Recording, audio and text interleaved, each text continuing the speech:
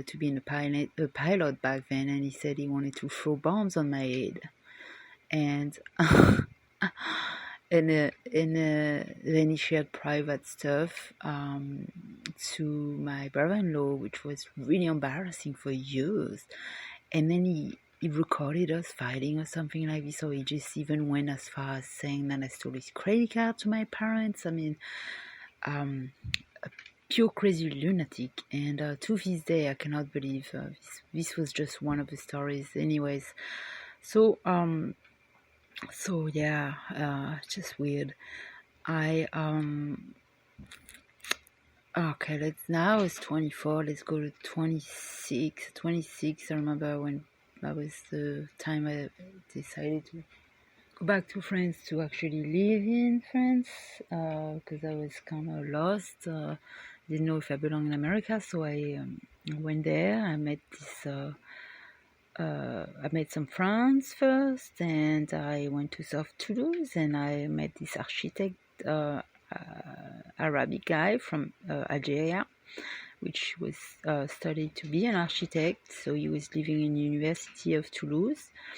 I stayed in Toulouse because I went to theater school there. It was one of the, really wonderful time in my life, so I wanted to be there. I called everybody I knew. My best friend came and we partied for a week or two. Then I made friends with his friends. We had a little clan group where we just go parties, and then we all went to Paris from Toulouse, and then I found a place to stay temporarily for a month or two. Then I rented from a creepy nudist guy, which I didn't know he was nudist. And I saw another friend. Then she just left. I mean, so much going on went on, and then just working with getting my ID again, and then trying to get paperwork to get another apartment on my own. While I was doing that, I was staying with this guy in his tiny room. And then at the end, remember he just cheated a lot, which I didn't know until the end, but I kind of sensed it at the end. And I went to celebrate Christmas with a friend in Paris, and then things didn't turn out the way it was supposed to. We had just a good time. We went to party, and one of the friends we had just completely set me up. Did not pick me up. Got me angry with my other friend because of the setup, and because of that, I had a huge fun with that friend, and then I had a walking myself to the train middle of the night, sleeping in laundromat, and didn't want to disturb other people I knew, so I just got myself to the airport and flew back. That was really sad. And that was the end. It was almost like a tragedy at the end. Like, oh my God, what had happened here? Like, at that point, I remember thinking, I'm so alone. Like, I'm losing all my friends. What's going on? I'm like fucked up, or I'm just lost, completely lost. I didn't know how to express myself. Like, I didn't know how to express the amount of loneliness, or maybe the amounts of not being understood, or how many fight I had with that redneck guy, or just this other possessive guy, like when he squeezed my arm till I had bruise, strangled me, I thought I was gonna die, or kicked me in the stomach, almost lost a kid, my two abortion, the guy who pulled my hair so hard, and I had a sorry. That my hair was never the same after that. Kicked me from a stool when I broke my arm, and then did over 50 massage that week with turned out to be a soccer team that came that week, and then I could not lose that job because I had that new apartment I was paying, and and I couldn't tell anybody. So literally, I had never remember having that much pain in my life. I walk with swelling arm, with strain, and like a big time. I never got it healed because I thought it was fine, and basically this pain was making me throw up. And I walk on all these people for a week until I could not, and I had to tell the lady, and then she was like, "Oh, I'm really disappointed. We gotta cancel all this because of you." I mean, it was just a catastrophe, and all of these stories just I kept to myself. I felt so lost because I could not breathe. I was coping with drinking, and I never experienced violent outbursts from guys before, so I was still traumatized from this guy pulling my hair, from poking me in the face, giving me tons of bruise, kicking me in the stomach, all of this stuff. And I was like, I remember times when I was hiding under the table or having to leave my own place and hide because I thought he was going to kill me. And he had this knife, or he was just kicking me and throwing me on the ground. And I was like, and then the next day I'll come and say, here, I got all these candies and gifts, and and every time I started to trust someone else, they would just take something else from me, and I was like, oh my God. And so when I came back in 2006, I again landed in my parents' living room, and then I didn't really, I was glad I got a place, but I did not connect with anyone, not even my family or my brother and sister. Let's, maybe just go party and drink, and that's it. But I could not share anything. I didn't have anybody really to share. Maybe one or two old friends I could email, but I didn't feel like I could actually share what was happening. I didn't have anybody to talk to, so I could not talk about my problem. The young people I had some to talk that I could talk to were just new boyfriends, and then they ended up screwing me one after the other. So it just kept going on like this in this bad path, and here I was, just starting over. Lost every single place I had. Feel no more friends left. Just having to take a bicycle and new job, and just try to get out of my parents' living room, get a place, and then get going as fast as I could. And then I found a way to flew myself out to Washington, and then I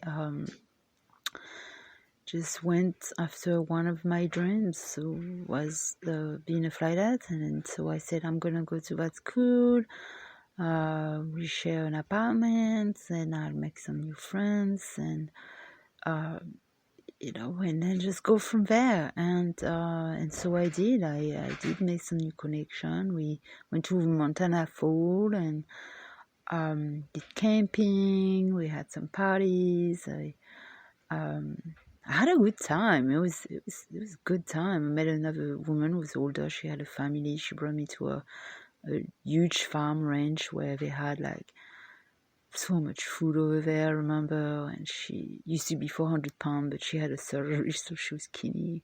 She'd pretend to want to go on a small run with me, but she'll just walk and eat. So funny. She'll buy burritos and huge nacho plates, and she will eat that in the morning, even though she looks skinny now. She was wearing like tank tops and the tiny pants. Like she was almost half naked all the time. I guess she was so proud to like finally show like her skinny self, and she just wanted to enjoy. I mean, she had been fat for so long. She used to be a Walmart manager, and she was always fat. She showed me her pictures. I was like, oh my God. So in 2 years after her surgery, she got all skinny. And so I stayed, and then I met that other guy, and then I got pregnant, and then get an abortion, and then I went on a cruise to work as a waiter, and then um, I get rescued by someone else, and then I think I can have um, a child because I went through a survey where I was trying to get my egg for $10,000. So I had all this idea about building a wonderful business. I always dream about. I could see this coffee and arts business. I applied so many times. I always got denied, but I always had that dream. Like, I'm gonna get that money, and I'm gonna. I saw like butterflies and poetry on the walls, and have like the best coffee and lattes, and then I have paintings on the walls, and then we'll have like open mix on Wednesdays, and then we'll have karaoke and dancing time on the weekend, and then I would be doing a meditation and hydro massage, and so this is like the vision that I had for that business, and then so when I did the survey to get all this money, I went through all the steps, and they asked me, and I'll drive myself 20-30 miles to go to the trial. Then we had to do the hours of doctor visit, and I was placed number one, I guess, because I was French, and so they were like, oh, maybe people go with your background, your nationality, your culture, whatever, your genes, when they look for your ovaries and your eggs. So so everything was going great until I had one of those checkup, and then one day I just get an email, you can come back, no, and no explanation, which made me wonder what's going on. And I started to panic. At the time, I had moved from Vancouver, Washington to Portland, Oregon. I met a friend or two. I was working in a massage spa at the market, and out of my home, I was getting clients, and I had that beautiful apartment, and so yeah, everything was great. I mean, beside the person I was with, and so I started to panic. I was like, oh my god, I'm 28 almost, and just had two abortion, and then I might never have a kid again, and it just kind of puts you in a panic mood when you think that it's possible you're never ever gonna have a child.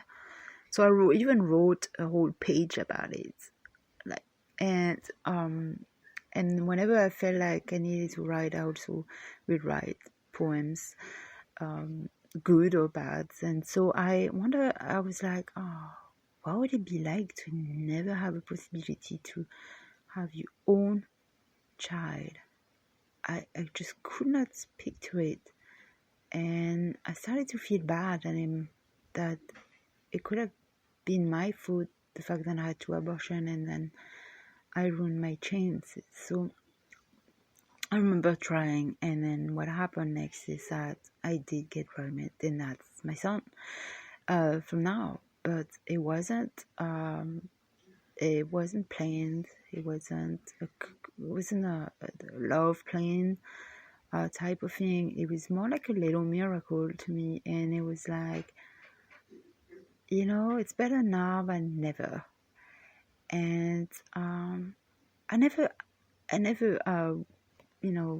just actually knew exactly why they didn't want me to continue on the study, but I was like, hey, now I'm gonna have a kid, and I'm 28, and it's about time, and I might not have a husband now or a big house, but I think everything's gonna be okay. Everything's gonna be just fine. And that was just so wrong, but I thought that having a kid at that time will just erase all the bad past memories and make everything fine and 100 times better than they were. And not everything was terrible and awful, of course, but I didn't realize that it was going to be difficult.